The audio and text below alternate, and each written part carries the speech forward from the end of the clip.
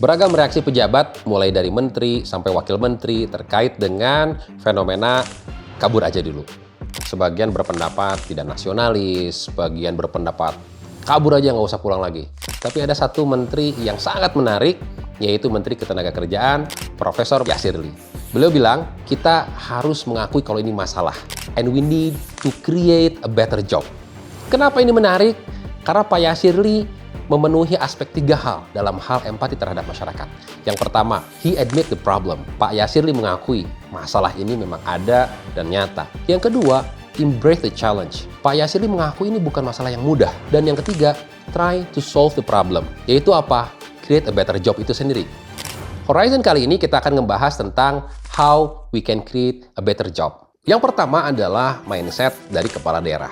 Kalau kita lihat negara-negara bagian di Amerika Serikat, itu semua berebut ingin menawarkan Amazon untuk membuka headquarter atau kantor pusat yang keduanya di negara bagian mereka. Mulai dari Virginia, Texas, semua berebut ingin Amazon membuka. Kenapa? Karena ketika Amazon masuk buka headquarter di negara bagian, Amazon membuka 50.000 tenaga kerja lowongan yang baru, dan itu high paying job. Karena orang yang bekerja di kantor pusat Amazon adalah orang-orang yang well educated, high paying, dan ini akan men-trigger economic growth di daerah tersebut. Dan semua negara-negara bagian ini mereka bersaing sampai memberikan insentif pajak, memberikan karpet merah untuk memudahkan perizinan dan regulasi, memberikan karpet merah untuk integrasi dengan sistem pendidikan di negara-negara bagian mereka. Mindset ini penting. Sampai dalam menurut laporannya ini Amazon menerima lebih dari 200 proposal dari daerah-daerah maupun kota dan juga negara bagian untuk membuka kantor cabang Amazon. Mindset ini ternyata nggak cuma di Amerika Serikat, tapi juga di China. Ada ekonomis kenamaan dari LSI, Profesor LSI, lulusan dari Harvard, namanya Kei Eugene. Kei Eugene ini menceritakan tentang bagaimana China berkembang dengan sangat luar biasa. Ternyata China ini berkembang dengan luar biasa meskipun China ini kalau kita lihat komunis, tersentralisasi, tapi kota-kota di China sangat decentralized. Setiap kota di China ini bersaing dengan kota-kota yang lain. Bersaingnya apa? Bersaing, berebut pengusaha. Jadi kalau ada pengusaha rising baru, itu wali kotanya datang. You mau nggak mindahin kantor ke kota punya saya? Kalau ada pengusaha baru, produk kelihatan, wali kota nyari nih. Ini produk siapa? Kok tiba-tiba produknya bagus? Kantornya di mana? Produksinya di mana? Dijemput oleh wali kotanya, mau nggak buka kantornya di kota saya aja? Why? Because they know it can create jobs. And that's exactly the mindset dari setiap kepala daerah kita yang harus kita bangun. Kita perlu kumpulkan kepala-kepala daerah. Yuk, KPI-nya kita harus mengundang pengusaha sebanyak-banyaknya untuk membuka. Dan ini sebetulnya bukan hal yang susah. Ini bukanlah hal yang rumit. Yang perlu kita lakukan adalah we need to have a shared mindset. Mindsetnya kita harus samakan dulu. We need to compete each others. Karena kalau kita lihat, menurut Kei Eugene, bagaimana setiap wali kota di China ini benar-benar bersaing satu sama lain sampai mereka memiliki proposal. Jadi kepala daerah datang ke pengusaha membawa proposal, this is tax incentive. If you build your company in our cities, tentunya insentif ini disesuaikan dengan size perusahaan, kemudian seberapa high-tech, seberapa dampak dari perusahaan itu terhadap ekonomi dan juga terhadap ketenaga kerjaan di daerah tersebut. Mindset ini penting sekali untuk dibangun di kepala-kepala daerah kita.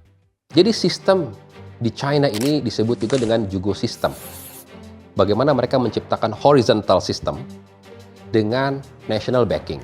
Apa itu horizontal system? Horizontal system ini bagaimana secara horizontal puluhan bahkan ratusan states and cities mereka compete each others. Tapi aturan mainnya ditetapkan dari pemerintah pusat. Ada national backing. You need to compete each others. Di-enforce oleh pemerintah pusat. Jugo sistem inilah yang kemudian efektif tidak hanya di China ini menimbulkan pekerjaan-pekerjaan yang baru di setiap kota, tapi juga inovasi. Setiap kota pada akhirnya berinovasi bagaimana kota tersebut membangun ekosistem yang menarik bagi para pengusaha. Karena kemudian nanti pengusaha datang, oke, saya mau mindahin kantor pusat saya ke sana. Rumah sakitnya banyak nggak? Sekolah-sekolahnya banyak nggak? Universitasnya bagus nggak? Because they need resources. Sampai to the extent, sampai ekstrimnya, mereka menyediakan access to capital.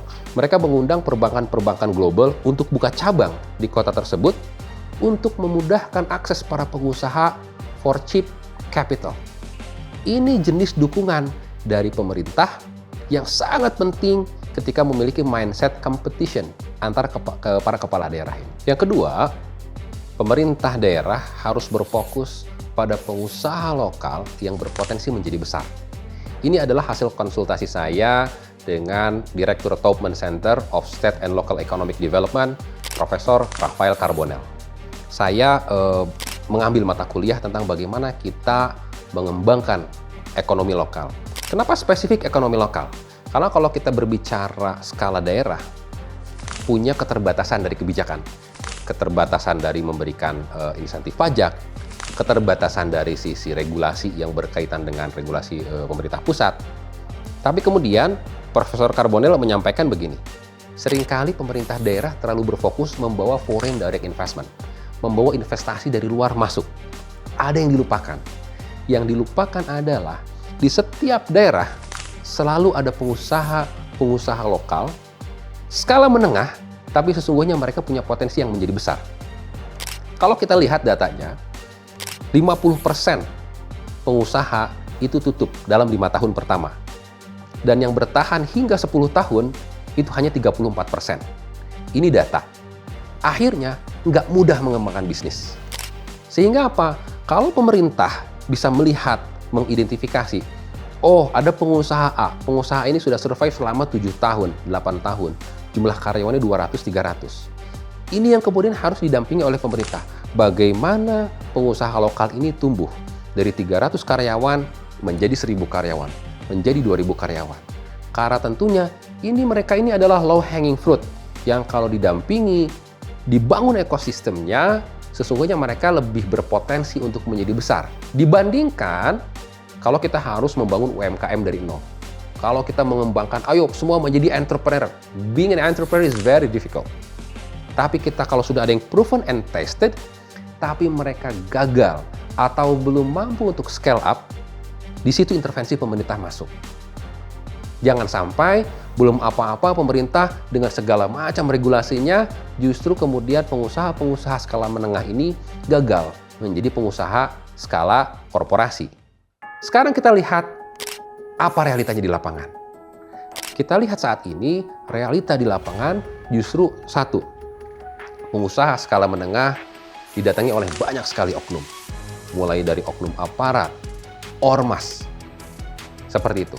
Jadi inilah yang justru kemudian seringkali pengusaha-pengusaha kita disibukkan oleh hal-hal yang non-essential to the core of the business.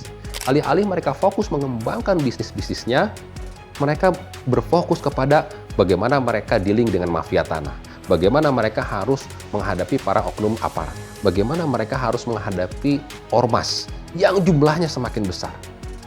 Unnecessary cost inilah yang kemudian akhirnya menghambat pengusaha-pengusaha skala menengah ini untuk menjadi besar. Padahal mereka adalah low hanging fruit, mereka adalah potensi yang mengembangkan sebuah daerah. Kita lihat BYD.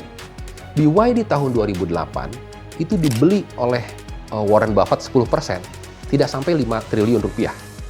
Artinya BYD, perusahaan mobil listrik terbesar di dunia, mengalahkan Tesla 10 tahun yang lalu, bahkan valuasinya sangat murah. Tapi bagaimana dukungan local government bisa meningkatkan, bagaimana bisa meleverage sampai sekarang lebih dari 150.000 SDM BYD hanya di bidang riset. Dan ini merupakan high paying job, a very much better job dibandingkan dengan sebelum-sebelumnya. Inilah yang disebut dengan local economic development. Kita harus melihat bagaimana pengusaha-pengusaha lokal, but potential winner. Pemerintah harus bisa mengidentifikasi hal ini sebelum menciptakan jauh-jauh kunjungan ke luar negeri, presentasi, oh ayo invest di provinsi kami, invest di daerah kami. No. Look inside. Banyak sekali potensi-potensi yang tidak terlihat, yang banyak sekali bisa kita kembangkan. Yang ketiga adalah advokasi, insentif, dan pendampingan. Ini sangat penting. Pengusaha merasa mendapatkan backup dan dukungan penuh dari kepala daerah, mereka akan terakselerasi dengan lebih cepat.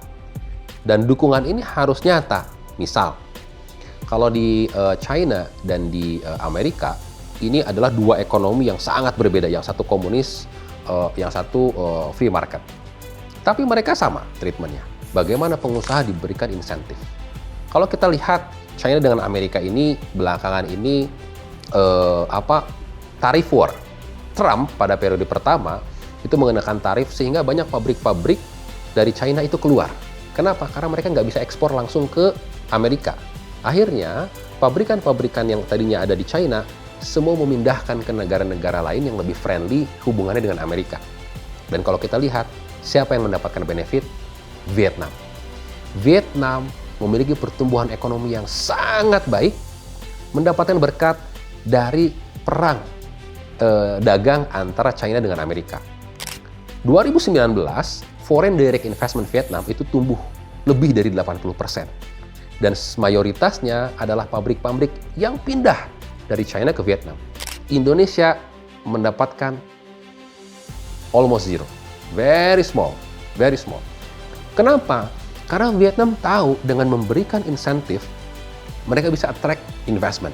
Mereka bisa attract direct investment. Ini sangat penting untuk meningkatkan pertumbuhan ekonomi, meningkatkan pengusaha-pengusaha, dan meningkatkan employment yang ada di Vietnam. Itulah rahasianya kenapa akhirnya sekarang Vietnam bisa tumbuh sampai 7%, 8% per tahun. Dan akhirnya sekarang kita ingin mengejar ke sana. Nah, pendampingan dari kepala daerah berupa insentif, berupa advokasi, dan juga pendampingan ini juga penting. Misal, nggak semua pengusaha lokal memiliki access to capital. Bagaimana pemerintah daerah bisa memfasilitasi connecting those with capital dengan mereka yang memiliki bisnis to scale up. Bagaimana pemerintah bisa menghubungkan dengan institusi-institusi pendidikan?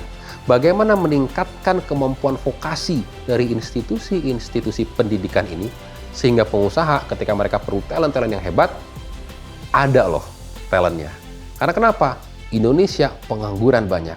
Tapi masalah terbesar salah satu dari rekrutmen, kalau kita ngomong sama HRD, susah nyari talent yang kompeten. Ini gap. Artinya ada lowongan sedikit, lowongannya nggak banyak. Ini pun susah difulfill. Karena mencari SDM yang kompeten juga nggak mudah. Inilah bagaimana dukungan dari pemerintah daerah berupa advokasi dan juga pendampingan dan juga insentif akan men-trigger pertumbuhan ekonomi dengan lebih cepat. 3 hal tadi saya pikir dapat mempercepat. Ini adalah low hanging fruit. Bagaimana kita bisa mendorong a better job in the future. Nah, kalau begitu, tetap kabur aja dulu atau stay aja.